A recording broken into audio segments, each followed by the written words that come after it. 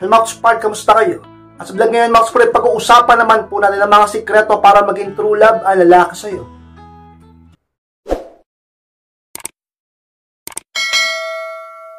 At kung handa na kayong lahat, magsasara po tayo at muli, be inspired!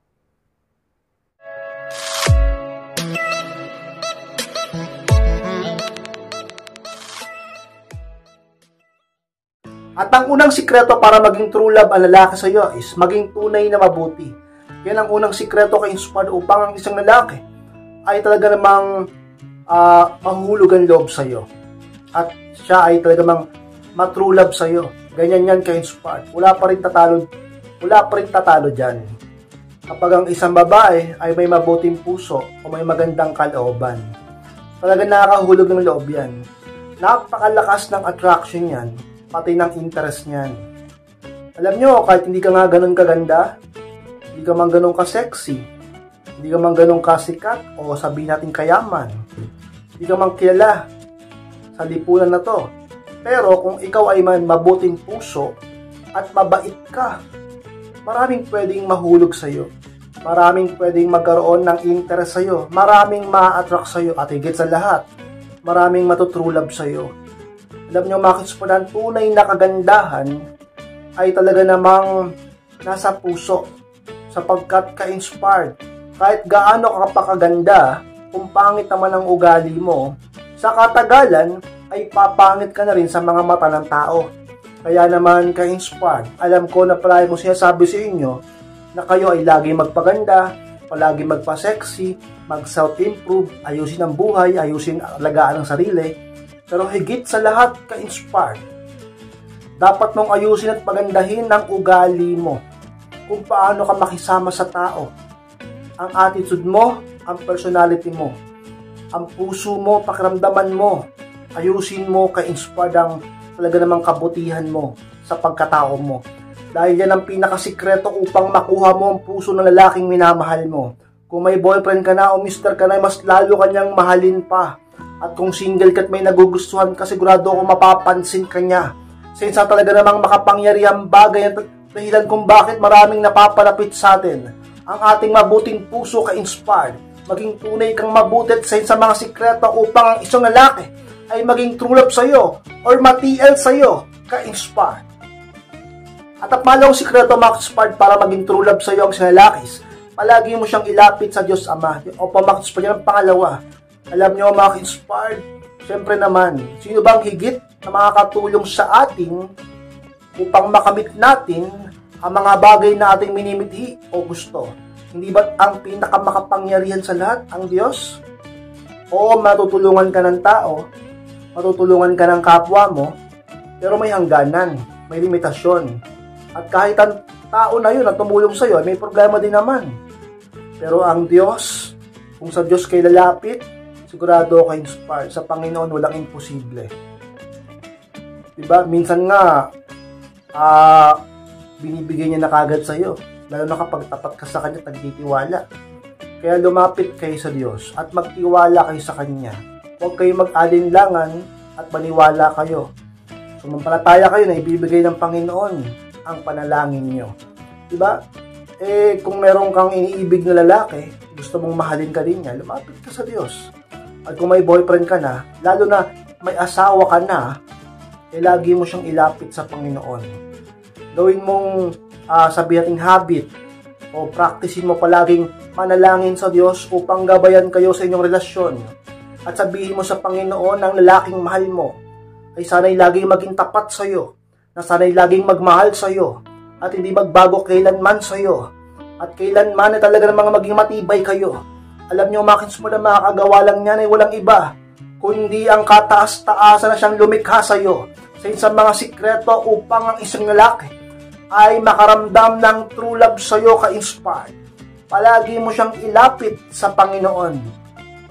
At ang pangatlong sikreto mga para maging true love sa iyo ang isang lalaki, alagaan mo ang iyong sarili. Ang pangatlo ka-inspired na sikreto upang ang isang lalaki ay lubusang ma-inlove sa iyo, makaramdam ng tunay na pag-ibig o true love sa iyo. Kailangan mong alagaan ang sarili mo. Alam nyo mga ka-inspired, napakahalaga niyan. Paano ka mamahalin ng isang lalaki ng totohanan at ng lubusan at ng katapatan kung ikaw mismo nagpapabaya ka sa sarili mo? Deserve mo ba? Deserve mo bang mahalin ang tunay? Deserve mo bang may true love sa'yo kung ikaw mismo para bang hindi mo minamahal ang sarili mo? Kailangan mo munang mahalin ang sarili mo. Kung nagnanais kang mahalin ka ng taong mahal mo, respetuhin, alagaan mong sarili mo, pahalagahan mo ang sarili mo, pagkababae mo, pagkatao mo, katawan mo, itsura mo. Alagaan mo lahat sa'yo. At makikita mo ang resulta. Talaga naman, merong hahanga sa'yo. Kung may partner ka na, sigurado ko magiging proud siya na ikaw ang partner niya. At kung meron kang iniibig, malamang sa malamang ay mapansin ka. At mabigyan ka ng pagtingin, kahit konting pagtingin. Diba ganyan yan? Saan ba nagmumulang interest? Hindi ba't sa attraction? Paano na-attract sa'yo? Hindi ba't dahil sa may kaakit-akit sa'yo? Kaya alagaan mong sarili mo upang maging kaakit-akit ka. Ma-attract sa'yo ang taong mahal mo. Magkaroon siya ng interest sa'yo. At dahil doon, maaari siyang mag-invest ng feeling sa'yo. At sa katagalan, makaramdam siya ng true love sa'yo. Sa isang mga sikreto upang isang lalaki ay ibigin ka ng tunay ka-inspire. At ang pang-apat na sikreto, mga para maging true love sa'yo ang isang lalaki, huwag magpakatanga sa kanya ng pang-apat ka-inspire. Na sikreto upang ang isang lalaki tunay kang ibigin at makita palagi ang tunay mong halaga at kung gaano ka kahalaga. Ka-inspired, dapat hindi ka nagpapakatanga sa isang lalaki o sa pag-ibig. Lalong-lalo na kapag ikaw ay wala kang ginawa kundi magmahal lang at maging tapat at maging totoo. Huwag mong hahayaan na inaabuso ka. Huwag mong hinahayaan na palagi kang iniisahan. Huwag mong hinahayaan na palagi kang pinagsasalitaan ng masasakit na salita at masamang salita. At higit sa lahat, huwag mong hinahayaan na palagi kang sinasaktan pisikal. At higit sa lahat, ka-inspired, huwag mong hinahayaan palagi kang nilolokot, nililinlang. Diba? Tapos, kapag ginanong ka, sinaktan ka, niloko ka, nandiyan ka pa rin. Nagpapakatanga ka pa rin. At bumabalik-balik pa rin sa kanya. Sapagkat ang dahilan mo ay umibig ka. At di mo kaya siyang mawala. Ngayon, dahil sa ginagawa mong yan, sa tingin mo ba magiging okay ang lahat? Hindi. Bakit? Sapagkat bababa ng bababa ang halaga mo sa mata ng lalaking iniibig mo. At dahil doon ang pakiramdam sa kanyang puso tungkol sa pag-ibig sa iyo ay unti-unting maglalaho hanggang sa dumating ang araw na wala na siyang maramdamang paki sa iyo, na para bang wala na siyang pakialam sa iyo, hanggang sa makita mong tinitiis ka na niya, hanggang sa maranasan mong pinapabayaan ka na niya. Dahil sa nagpapakatanga ka at dahil sa ipinapakita mong wala kang paggalang at pagmamahal sa sarili mo, dahil sa kabila ng ginagawa niya sa iyong pananakit, bumabalik ka pa rin sa kanya. Dapat ka-inspire, hindi ganyan. Pag sa isang relasyon o sa pag-ibig ay sinasaktan ka o palagi kang sinasaktan, loko, pinapaiyak ka, palagi kang talaga namang pinagsasalitaan ng mga hindi magaganda at lubusan ka na talagang pinagtataksilan, ay dapat ka-inspired. Huwag kang sobrang magpakatanga. Dapat matuto kang lumayo, tumalikod, umiwas sa kanya o hindi mo na magparamdam. Huwag kang maghahabol, huwag kang magpakatanga at lagi mong ingatan ang puso mo at ang isip mo at ang pagkababae mo. Alam ko, masarap umibig at talaga namang makapangyarihan ang pag-ibig na nararamdaman mo ngayon. Pero hindi ba't dapat unahin mo pa rin ang sarili mo dahil bago mo siya makilala? Hindi ba't minamahal mo ang sarili mo? Hindi ba't bago mo siya makilala? Hindi ba't maligaya ka naman? Bakit ngayon? Tinatakpul mo ngayon ang sarili mong respeto sa sarili mo. Bakit ngayon para bang wala ka ng pagmamahal sa sarili mo? Dahil ba para sa'yo yan ang tunay na pag-ibig? Kung yan ang tunay na pag-ibig, bakit kanya tinatakwil at sinasaktan ka-inspired? Tigil mo ang katanghan mo at kapag nangyari yan, sigurado ko ang isang lalaki ay unti-unting mapapaisip sa'yo na para bang may nagbago sa'yo at unti-unti niyang makikita na may halaga ka. Dahil doon, malaki ang posibilidad na unti-unti siyang matrulab sa'yo. Dahil ang isang lalaki ay may in love ng tunay sa isang babae na nagmamahal ng tunay sa kanyang sarili at hindi nagpapakatanga ka-inspired. At malamang sikreto, mga ka-inspired, para matrulab sa'yo ang isang lalaki, huwag magmahal ng sobra. Yan ang panlima, ka-inspired. Totoo yan. Bakit naman ganun, ka-inspired? Hindi ba't masarap magmahal? Hindi ba't kapag nagmahal ka, dapat todo bigay? Alam nyo, okay ang magmahal, pero lahat ng sobra sa daigdig ay masama. Di makakabuti yan sa iyo at sa inyong relasyon. Dapat, kung magmamahal ka, lagi ka magtitira sa sarili mo. Dapat balanse lang ang lahat upang di sobrang masaktan ano man ang mangyari. Huwag magmahal ng sobra. Dahil kapag nagmahal ka ng sobra, sigurado ako, mababalidate mo siya ng mababalidate. Mapapalaki mo lang lalo ang ulo niya at ang ego niya. Masyado siya magiging kampante at magiging mayabang sa'yo dahilan kung bakit nagagawa niyang mambabae. At saktang ka. Iniisip niyang hindi mo siya kayang iwan. Iniisip niyang napakabaliw mo sa kanya. Iniisip niyang lagi ka namang maghahabol kahit saktang kanya. Wala siyang takot sa'yo. Mababa ang tingin niya sa'yo, mahina ang tingin niya sa'yo.